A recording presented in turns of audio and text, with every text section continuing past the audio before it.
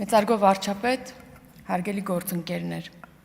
ոնց որ հիշում եք, մենք մեր կառավարության ծրագիրն էինք քննարկում, մեկ էլ եկան Քոչարյանականները ու սկսեցին խոսել հոկտեմբերի 27-ից, խոսեցին մարտի 1-ից, Վազգեն Սարգսյանից խոսեցին, այ երբ որ այս անուններն են տալիս, էլ չես կարողանում չխոսել ու չհիշել։ Վազգեն Սարգսյանը ասում էր Դավալութ է Արարատ, Այս դեպքում այնքան էլ կարևոր չի, երբ որ հարցնում ես դաշնակցականներին ուր է Վազգեն Սարգսյանը, ցույց են տալու հայտնի եռաբլուրը։ Ուր է Վազգեն Սարգսյանը։ Այդ ոնց եղավ, որ հոկտեմբերի 27-ից առաջ իր կարգավիճակից բողոքող Ռոբերտ Քոչարյանը, որ ինքը ասում էր, չէ, որ թագուհու կարգավիճակն է իրեն մնացել, հոկտեմբերի 27-ից հետո դառնում է միակ տղամարդը, որտեղ գլխատվում են մնացած դերակատարները։ Եվ դրանից հետո ունենում է իհարկե մեծ լիազորություններ։ Հենց դրանից հետո Ռոբերտ Քոչարյանի ընտանիքին են փոխանցվում շատ կարևոր նշանակություն ունեցող գույքեր, տնտեսական եւ այլ նշանակություն ունեցող կարևոր շինություններ, հողատարածքներ եւ այլն։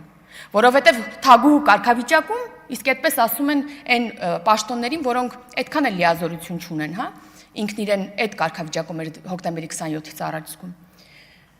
Հոկտեմբերի 27-ից առաջ ինքը չէր ունենա այդ լիազորությունը, այդ կարևոր այդ հեկտարները, միլիարդավոր դոլարները իր անունով անել։ Հիմա ինչ իմաստ ուներ գալ ու խոսել հոկտեմբերի 27-ից, Վազգեն Սարգսյանի անունը տալ։ Ինչ իմաստ ուներ։ Մազոխիստտ չեք, ժողովուրդ ջան։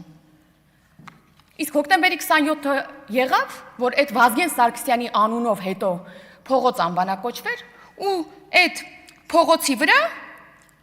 ուրեմն սպայի տան շենքը բան անեին, իրենց անունով անեին։ Ու հիմա այս մարդուն վերագրում են 2 օր է Քախ Հալատյալի կոչումը։ Իսկ սիրելի քաղաքացիներ, կուզեիք դուք էլ լինեք Քախ Հալատյալ ու արդեն գործընկերոջս ասած 8.3 հեկտար հողամասը 44 միլիոնով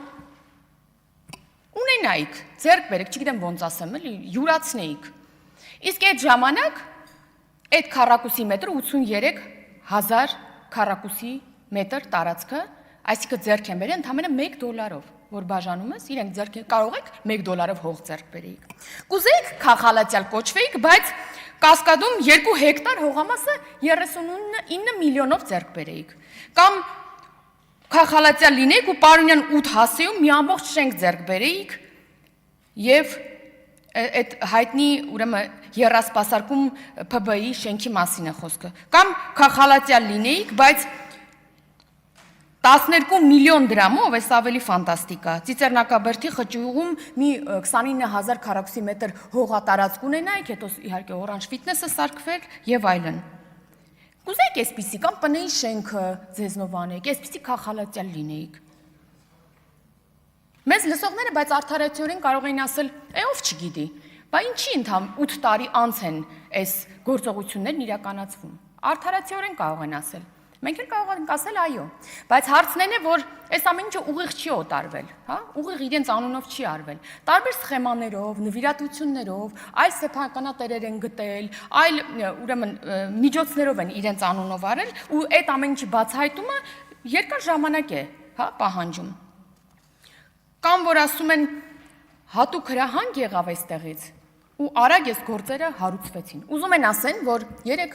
Երևի ժամը 18:00-ն էր, չէ՞, պարոն վարչապետ։ Դուք այդ մասին խոսեցիք ու ընդամենը 13 ժամվա ընթացքում, որտեղ առավոտյան ոնց հասկանում եմ 7-ին 8-ին է գործողությունները եղել, 13 ժամվա ընթացքում համակարգն աշխատեց, այս բացահայտումներն արեցին ու գնացին իրենց տուն։ Այսինքն միջև այդ որևէ մեկը ոչինչ չէր արել եւ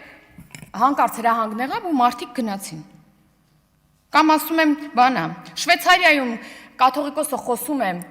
ռազմագերիների մասին եւ մի քանի ժամ հետո սկսվում է, այսինքն մի քանի ժամ հետո, ինչպես այդ կարողությունն է Ռոբերտ Քոչարյանի գլխին 13 ժամում հանկարծակի ընկել եւ մենք խոսել ենք դրա մասին,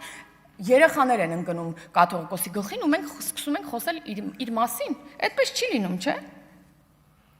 Կամ այս բանը էլի, որ ասում են, այս մեր Տիկին Գրիգորյանը մի հատ բան արեց, իր բառերով ասեմ, էլի, ասում է Հայկական պետականության բովանդակության դեմ գրոհ է սա, Ռոբերտ Քոչարյանի էս ուրեմն ըստ հակակոռուպցիոն կոմիտեի էս գողացածի մասին խոսելիս է ասում։ Սա հայկական պետականության բովանդակության դեմ, հայկական ինքնության դեմ գրոհ է։ Եթե Տիկին Գրիգորյան սա է ձեր բովանդակությունը, սա է ձեր ուրեմն ինքնությունը, ուրեմն հա, թող դրա դեմ գրոհ լինի, բայց հեչ հավասարազոր չէ հայկական ինքնությունը, էլի